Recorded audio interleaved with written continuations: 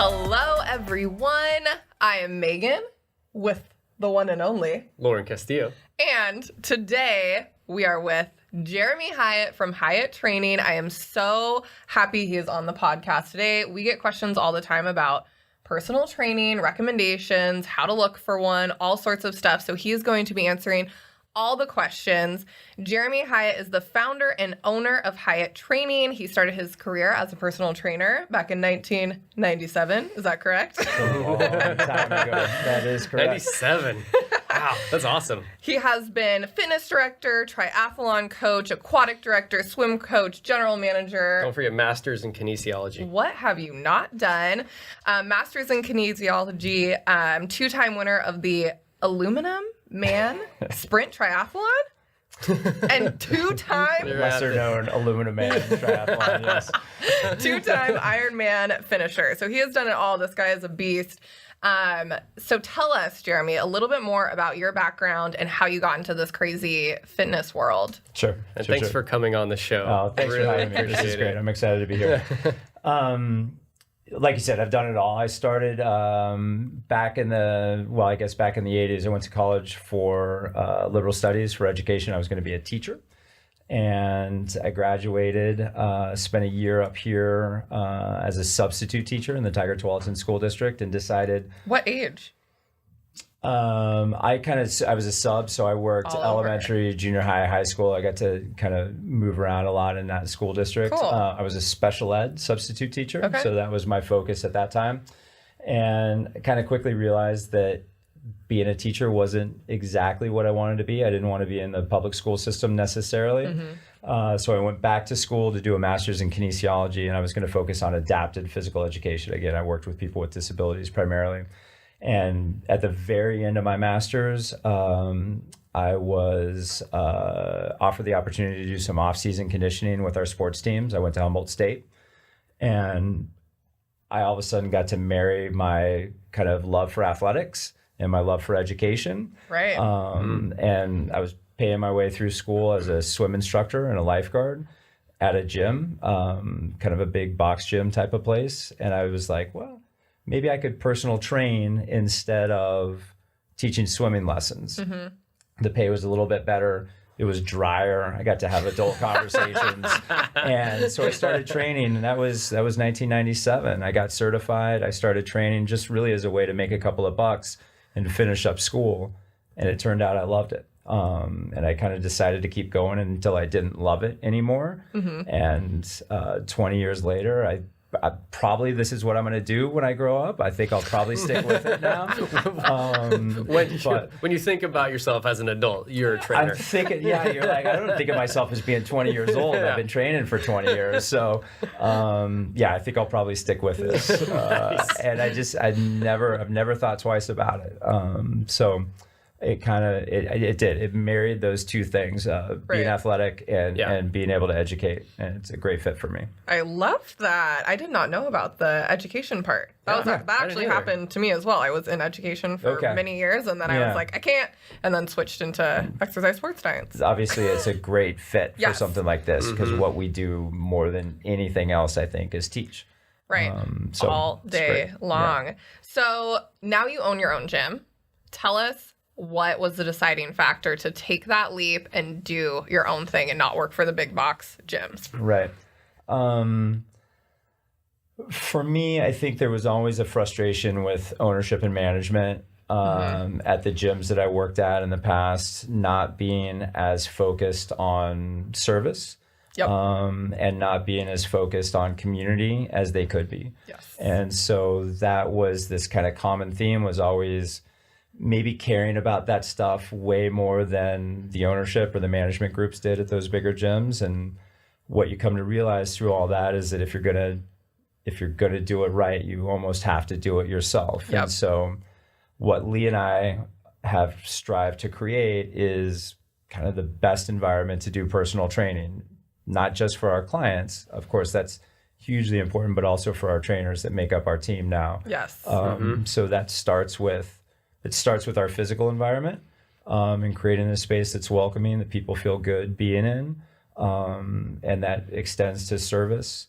and that sense of community, that even though we're a one-on-one service, that community sense in our space is huge. And tell us a little bit more about what you do for community, because that's what I've always loved about. I mean, you guys do so much for the people who go outreach. Like all of your classes and everything, and tell us just about the way them. that you're perceived in the community is really well regarded. Yeah, I appreciate that. I mean, I think it starts with bringing in the right trainers. Like our trainers are all peers, they're all friends. And so there's a good sense of community amongst them. So we have a relatively small space and everybody's on the floor together. So there's kind of interactions that happen between trainers and clients. And again, even though you're in a one-on-one session with somebody, you're part of a bigger thing that's going on. There's a shared experience that's happening. We promote community with some challenges that we do throughout the year. We promote community through kind of some chalkboard workouts that we do where our members can come in on their own and participate in these workouts. So they'll kind of band together for stuff like that. We do a lecture series and some special events, anniversary parties and such, to breed that kind of community sense. But really, I think it's more just having the right people in the space. Right. So I don't think it's magic. It's just good people. Yeah. I think you're magical. Well, thanks. As far as the on the topic of training, and you do mostly one-on-one training at your gym, correct? All one-on-one training. All one-on-one training. What is it that you love about that time with somebody that you're helping them? Yeah. So as trainers, we kind of see ourselves as concierges to kind of that health and wellness world, which takes many different forms. So obviously exercise is our bread and butter, but nutrition plays a huge role in that. Sleep plays a huge role in that. Stress management plays a huge role in that. So we get to, with each client, we get to kind of hit the target on everyone. With group classes, which can be super great, but you're kind of ballparking it for that group of people. Yeah. And there's certainly a time and a place for that. What we get to do as personal trainers is hit the target each and every client, each and every hour, each and every day, which is pretty special to have that kind of impact on people's lives. So I think that's what keeps us going, is that ability to kind of expertly craft each session to the individual you're working with. And to the given day, I had a client this morning who came in, he's like, my knee's kind of bothering me. You go, okay. So that session shifts. Right. You can't do that in other situations. We get to do that as trainers. People are spun up, they're super stressed. So are you going to add another high intensity workout to somebody who's spun out of control, or are you going to do some breathing and some stretching and try to get them back into that parasympathetic response? Yeah. We get to do that kind of stuff on the fly. And that's pretty awesome. So you take a look at how they're doing as a human, not just how their last workout was, or the last time they did that exact thing. You look at them as a holistically whole human being.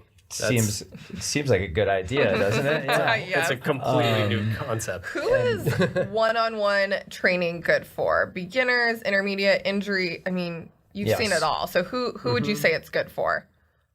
I mean, we feel like it's the most efficient and effective way to spend your exercise time. Right. So obviously there's barriers to one-on-one training, cost being the most prevalent. But with beginners, we get to teach them from the ground up, right? So we get to spend a lot of time on that educational component, whereas, doing things on their own or in a group setting may not cater to that. With injuries, again, like I was speaking about this morning with a client, we get to either work around stuff or make adaptations, work one-on-one with a physical therapist, stuff like that, to get them through that. So I think personal training, I'm biased, of course, but I think it's good. I think it's the best way for everybody. I think it can be supplemented a lot with group classes or running groups or, kind of solo workouts, all that kind of stuff. But as a root, to wellness and fitness. Yeah. I think personal training works well for everybody. Love that as the root. So when people are looking for a personal trainer, what should they be looking for? I think it starts with the kind of qualifications of that trainer. So at Hiatt Training, we look at three things when we're bringing in a trainer. We look for people that have 3 years of experience. Okay. We look for people that have a college degree. Okay. And we look at people that have a national level certification. Awesome. I love that. What are ones that you look for? Primarily NASM and NSCA. So those are kind of two of the bigger certification bodies in our business. And so we look at those as kind of the gold standard. There's some second tier ones that are in there, but I mean, honestly, if we put the laptop on the table, by the time we're done with this podcast, the three of us could be certified as trainers. Yeah, it's just really a crazy industry that's not highly regulated. Right. But there are certainly certifications that rise to the top. And so we look at those. We have some of our highest producing trainers right now that don't have maybe one of those three things. So they're criteria for us, but they're not absolutes. But those are the kinds of things that we start to look at first. And if I was hiring a trainer, that's where I would start. I think the second thing is professionalism. Do they look the part and do they communicate well? Big one. If it takes you 2 or 3 days to get a response from a trainer, that you're trying to hire, it's probably long term. That probably tells you a lot about where their priorities are and how they conduct their business. So I would look a lot at their kind of communication style.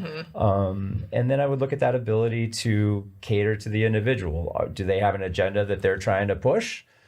A particular exercise style, a particular diet? Are they pushing their agenda, or are they working your program based on kind of a collaboration of their ideas, which obviously you're hiring them to be a guide for all of this, but are they also taking into account your experience, your personality, your resources, all that kind of stuff? So is that a collaborative process? Yes, I love that. And if it feels like they're really dogmatic, sometimes that works. Sometimes people want to be told like they're ready to just give themselves up to training. But more often, long-term relationships are built on collaboration. I think are they a good listener?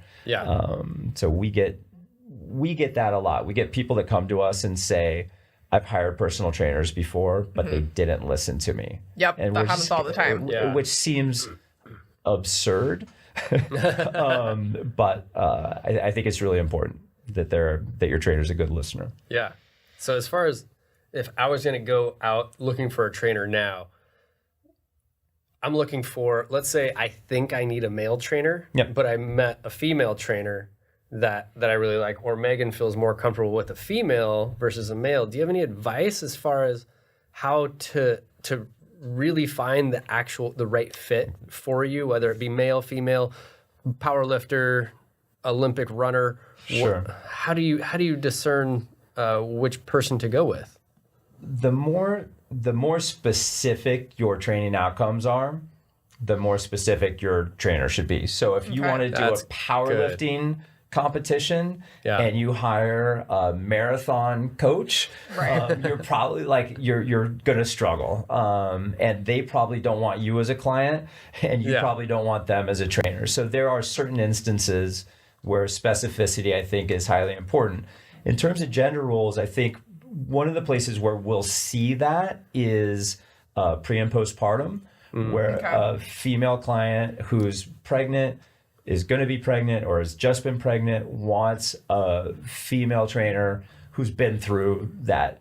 There's knows that experience. Physiological, there's biological, there's chemical, there's all these things that are really specific to a situation like that, where that may be really important. There are certain instances where, and we see this just more with women who kind of come in a little bit lacking some confidence in their physical self, in their athletic self, and they feel like they'll be more comfortable with a female trainer, and we try to respect that, but at the same time, we try to hire trainers that can fill a really wide range of client needs. So our guys aren't marathon specific, or they're not just the pregnancy trainer, or they're not just the powerlifting trainer. They have kind of a varied background and a varied skill set, and they can take a lot of different clients. So I think the gender thing is a little bit more perceived at first than it is an actual kind of need to have a male or female trainer. We have a lot of female trainers who provide super intense, super hard, super strong workouts and may bust those gender stereotypes right through. And we have a lot of guys who are really good listeners and, and very patient and all the things that you might think would be more of that female trainer trait. We have a lot of men that can fill that role. So I think specificity in terms of training outcome is probably more important than gender types. That's really good advice. So still come with an open mind. And you do a phenomenal job at placing customers with the right trainer as well. So, and that's all kind of, that's really important to us. I was saying to you guys before, I have clients that have been with me for close to 2 decades, 17, 18 years. That's so long. And we don't necessarily expect that all of our clients are going to be with us 20 years from now, but we would love that. That'd be pretty cool. So our intake process, I interview all our potential clients, and then I give them options of a couple of trainers that I think will fit their personality, that'll fit that training objective, and it obviously meets the schedules. So they have kind of a selection of trainers to choose from, and then their first session with any trainer that they choose is complimentary. So at the end of an hour session where they get a movement screen, they have a little question and answer period, and they get a sample session, both the client and the trainer has an opportunity to say, that's a great fit, we're going to move forward, or for any reason that didn't work, I'd like to look at plan B or plan C or plan D. So we try to make sure before any money changes hands, before we get too far down that road, that people are matched up with the best fits. And that's both sides. We want our trainers to make sure that they have the clients that get them motivated and excited to do their best work as well. Right. And that's the big difference when coming to Hyatt training versus a big box gym. Because, I come from a big box gym. Like, you're just handed clients, and if you don't like them or they don't like you, it doesn't really matter. Like, that's what you're doing. Sell them. And that's what I love about Hyatt. It's all about both people working together and everyone achieving the goal as fast as possible. Yeah, I think that's probably why you were voted best gym in Portland. Maybe. Right? Like that kind of insight, the attention to detail, that's what differentiates your organization from any other ones, right? Again, we state very clearly that we want to be the best personal training space in Portland for both clients and trainers. And every decision we make, we're looking at those two things and does it fit that objective? So it's awesome. How often should you be working out with a trainer? How many times a week? How do you make that fit into your lifestyle? You talked about it being like the root. Tell us a little bit more about different scenarios. It changes with everybody, but here's generally what we look at. Most people are going to work out 3 to 5 times a week on average, right? Some a little bit more, some a little bit less, but on average, you're going to get 3 to 5 workouts a week. From there, finances play a big role in this, right? So finances and need for accountability are kind of the two big things. If you can afford it and you need accountability, you're going to work out with a trainer most of those workouts during the week. So we have clients that see us 3 or 4 times a week with a trainer. It's great. Most people can't afford to do that. So most people come in and see us once or twice a week for a personal training session, and then they have their homework to do outside of that. So their trainers will design workouts outside of the gym. Awesome. They may supplement with yoga classes or spin classes, or they may be on a marathon training program or something like that. So they do solo workouts or group workouts outside of that. And then we post 3 chalkboard workouts every week in the studio, kind of a 30, a 45, and a 60-minute workout that tap into different energy systems and, kind of training implements. So we provide some structure outside of their personal training time too, understanding that most people can't afford to come see a trainer for every workout that they're going to do. Right. Yeah. So they can come in and grab one of those workouts, have a template, have structure. They don't have to think about it. So they can come in without a trainer and just work out on their own. Awesome. I love that. Okay. We don't do group classes. And we don't sell like an open gym membership. We kind of, our foundation of everything is personal training, but our clients have access to the studio outside of their training times. So they can repeat training sessions, they can use the treadmill when it's raining, or they can grab these chalkboard workouts and again, have some structure. And we change those every week. So what we'll see is like, newer clients will come in and they'll front load their training experience. They'll do 2 or 3 times a week for the first 3 months. They'll build a good foundation of kind of habit and competency. And then because everything we do is month to month, they have the ability to then kind of taper that down to twice a week or even once a week and keep that momentum going on their own. Or ramp it back up if they're feeling less motivated. If it doesn't work, then we can ramp it back up. Absolutely. That makes perfect sense. And so you mentioned a couple times about the price of personal training is one that's usually a little bit higher, right? Yeah. Than just a big than box. A class. Yeah, of course. If someone's out there looking for a personal trainer, what's kind of the price range they should be looking in or expecting to get a top tier personal trainer that's going to help them with their goals? At Hyat Training, you can expect to pay roughly $70 a session. So our sessions are 1 hour.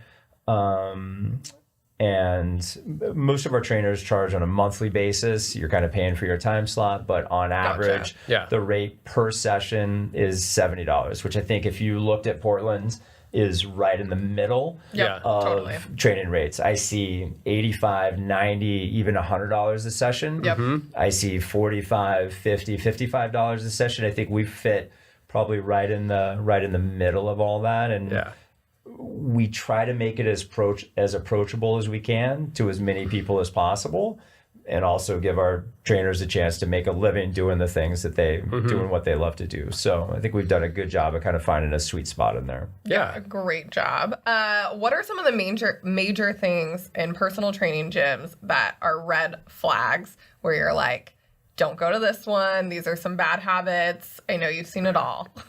I've seen it all.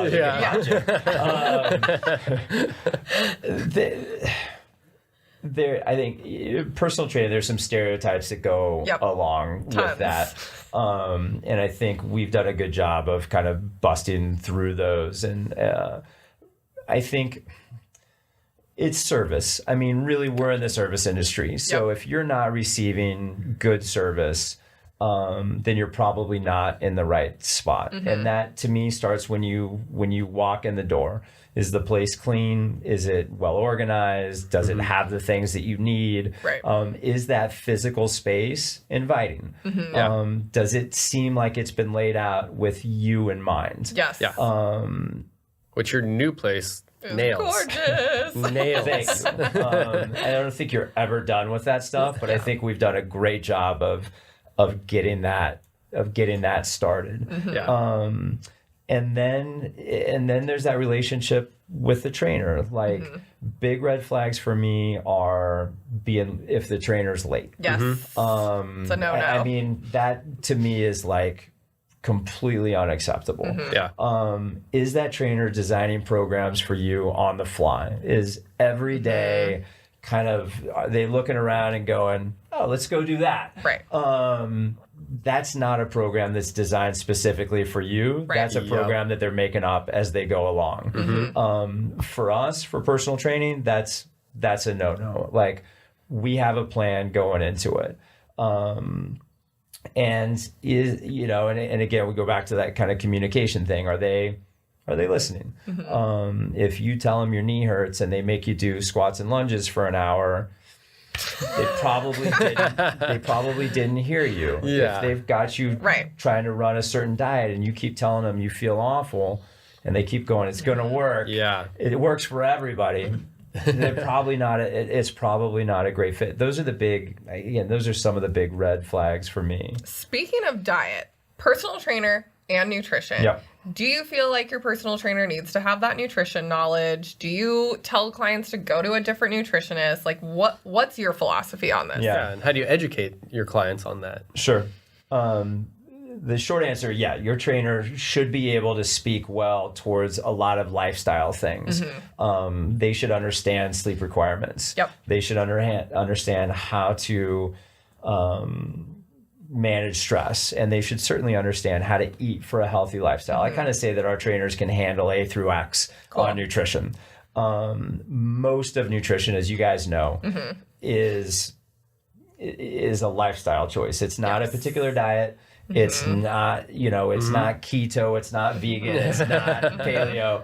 It's making good lifestyle choices consistently. And so our trainers can all speak to that. Again, they come in a little bit more highly educated, a little bit better certified, a little bit more experienced than most. And they can speak to that stuff. When you get into more medical issues, diabetes, thyroid conditions, then you start to talk about, well, maybe we should refer out to a nutritionist, to a naturopath, to something like that. A trainer that specializes in that area. Sure.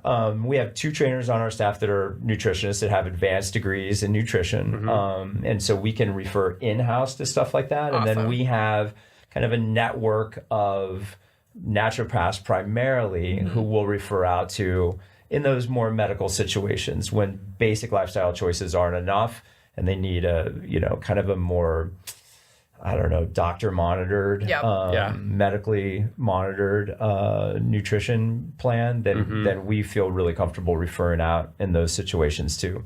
The same as we would with physical therapy or anything else to that matter. So nutrition should be a big part of what you're talking about with your trainer. It's obviously a huge component. Yes. What questions should a potential customer ask their trainer in order to find out what they know about nutrition and if they can accommodate their particular needs? Yeah, that's a good question.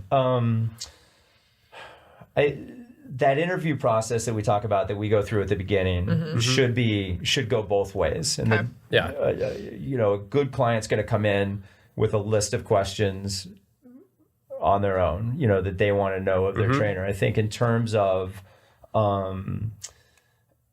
nutrition, that question could be, do you prescribe any particular type of diet? And if the answer is yes, I think that's a red flag. If that answer is, I think people should eat a majority of whole foods and, some all raw everything. If it's an elimination type, if it's a very kind of one-sided type of diet, I think that's a red flag. If that trainer is more interested in working with them and their resources to make better lifestyle choices, to get their nutrition on track, then I think that's good. I think if you ask, and they're like, every one of my clients does paleo, maybe that's not what you want. Paleo works great for some people, but obviously not for everybody. Yeah. Is it ever too late to get a personal trainer? No. At any age. Any age. No. We've never had somebody come and say, I wish I would have waited longer to hire a personal trainer. It never happens to us. And we have, right now, we have clients that probably range from 15 to 90. Wow. So, and obviously they jump in with us at all kinds of stages in life. Because of the personalized nature of what we do, we're able to jump in where they are, right? And kind of meet them in the spot where they're getting started and design a program based on their experience and their athleticism and the injuries and stuff like that. So I think personal training should be and is accessible to anybody at any age, no matter if you're just getting started or not. Love it. Tell us what makes Hiatt Training so amazing. I already know what the answer is. You tell everybody else. I already know what the answer is too. Her. That woman on the right there. That was great timing, Emily. Thank you. Of course, I'm biased, but I think Lee and I, again, have gone back. We've identified our core values. We make our decisions based on those. We try to drive everything from that spot of being the best for both clients and trainers. We've created what I think is a pretty sharp looking studio. Very. Yeah. Where there's not a lot of, where we have enough equipment, but not too much equipment. Yep, totally. Where we have enough trainers, but not too many trainers.